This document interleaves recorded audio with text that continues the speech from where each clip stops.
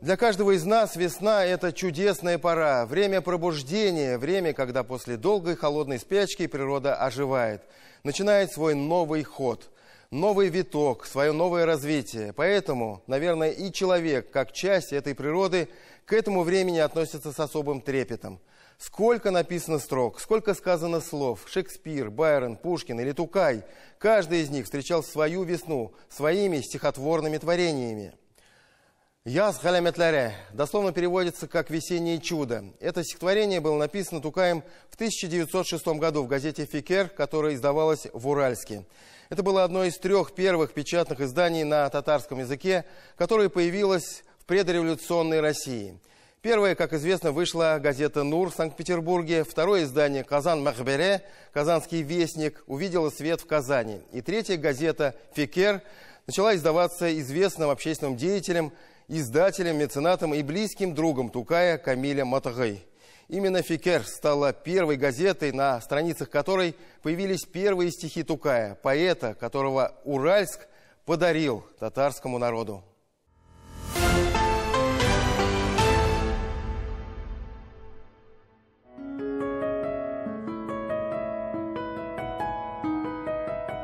На северо-западе Казахстана, вдоль течения реки Урал, окаймленная крутыми речными берегами, расстилается живописная степная равнина. На ее правой стороне всего-то 100 лет тому назад находилась старая татарская слободка со своими 4 мечетями, полными шакирдов медресе, сенным базаром, сенной площадью и даже гостиницей «Казань». Нет, вы не ослышались. Исторических аналогий в названиях с Казанью в те годы было огромное множество. К началу 20-го столетия численность татар в Уральске доходила до 5000 человек. Татары были вторыми по численности после казаков. Это был отнюдь не сегодняшний тихий, безропотный, поникший, осевший и как будто бы уставший от тяготы бытия Уральск.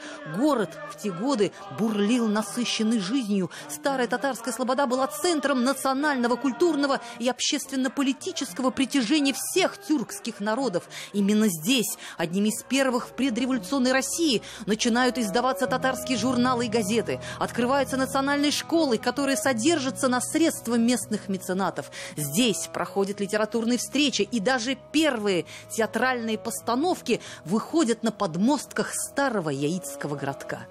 Именно в такой невероятно прогрессирующий, кипучий, неугомонный город из Казани 18 суток на конных повозках привозят 9-летнего Тукая. Оқисыз, қарағыз, аның тілі міне бізге жақынырақ. Вот вы, читая Тукая, наверное, замечали, что его язык ближе к нам.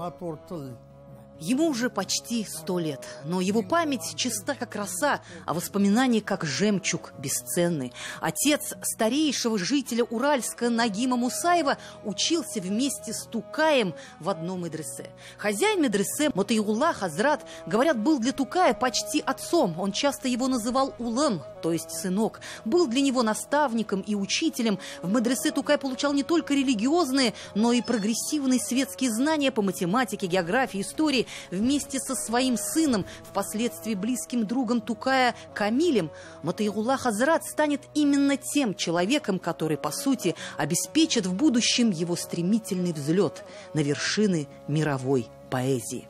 Камиль Тухватуллин – это человек, который сделал Тукая известный. Почему? Потому что он выпускал газеты. Она сначала на русском языке, потом на татарском. Газета «Фикер» и журнал литературный «Аль-Гашар Аль-Джазид» и «Уклар», сатирический журнал, который Тукай полностью вел. И вот благодаря этим газетам Тукай стал известен всему тюркскому миру. Старо-татарская слобода сегодня словно ожившая история. Здесь столько памятных мест, что просто даешься диву, как это все смогли сохранить до сегодняшних дней. Чудо, да и только.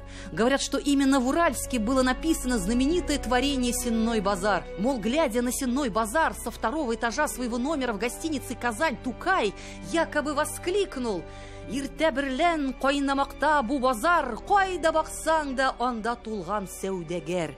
Здесь же, на Сенной площади, он знакомится с Габдуллой Кариевым, основоположником Татарского национального театра. Напротив гостиницы «Казань» белокаменное здание, где молодой Тукай получал знания по русскому языку, где он так полюбил Пушкина и Лермонтова. Это большая боль, потому что Тукай здесь учился. Он здесь учился. Он полностью закончил эту школу. Он как раз вот здесь, вот эти все его первые стихи, открытие Пушкина, это все происходило здесь, в этом здании. То есть это здание как бы для пушкинистов и вообще для всего татарского народа, оно, конечно, представляет бесценно. Вы здесь живете, да? А с какого года? С какого года?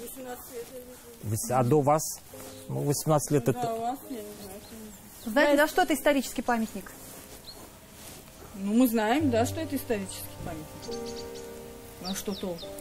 Он разваливается исторически. Это постройка конца XIX века. Когда-то дом являлся частью комплекса Белой мечети. Мечеть давно уже не сохранилась. Ее место облюбовали частные дома. Судьба и этого исторического и архитектурного памятника сегодня висит на волоске. Сейчас в городе развернута программа соучастия между городскими властями и застройщиками. Застройщики выбирают вот такие разрушенные, полуразрушенные. Ну, я не могу сказать, что это разрушенный. Это хороший дом, на самом деле. Он как бы в целом состоянии, да. Выбирают вот такие дома, скупают несколько участков вокруг, жильцам дают квартиры, покупают их отдельно, да. А эти дома сносят. Только в этом году, ну, порядка 10 зданий вот таких вот снесено. На новом генеральном плане Уральска, увы, но не осталось места старине. На карте, по словам знаменитого петербургского архитектора Рустама Вафеева, нет ни одного исторического объекта, связанного с жизнью старо-татарской слободы. Старинный купеческий город теряет свою самобытность так стремительно, что в этой кутерьме сложно разобраться, что ценно, а что рутина, что для бытия, а что для вечности. По этому проекту планировки здесь сносится все, за исключением дома Устиньи Кузнецова, это музей сейчас Пугачевский, и Михаила Архангельского собора. Все остальное сносится подчистую, застраивается пятиэтажкой. То есть это какой-то генплан? Это генплан, утвержденный генплан города. Свежий, совсем свежий. То есть мы можем потерять полностью Вот, старо-татарскую слободу, да? Да, он полностью, старая татарская слобода полностью застраивается. Рустам Вафеев сегодня пишет во все инстанции, бьет во все колокола, что станет с жемчужиной тюркского мира, во что превратится город, который потеряет свою историческую суть. Ведь многие здания, даже которые имеют статус исторических объектов, в том числе и музей Тукая, не вошли в генеральный план вполне по объяснимым причинам, так как в Казахстане нет четких законодательных актов, которые бы регламентировали порядок включения в реестр и сохранность исторических объектов. Можем ли мы лезть со своим уставом в чужой монастырь? Уральск находится на территории другого соседнего государства. Остается лишь только вздыхать и охать на стороне. Да и какое моральное право имеем мы сами вообще указывать кому-либо на то, что и как сохранять? Мы, упекшие своими же руками в вечность знаменитые булгарские номера, в центре Казани бесценный памятник истории, где Тукай творил в последние годы жизни своей. Эльзира Юзаева, 7 дней.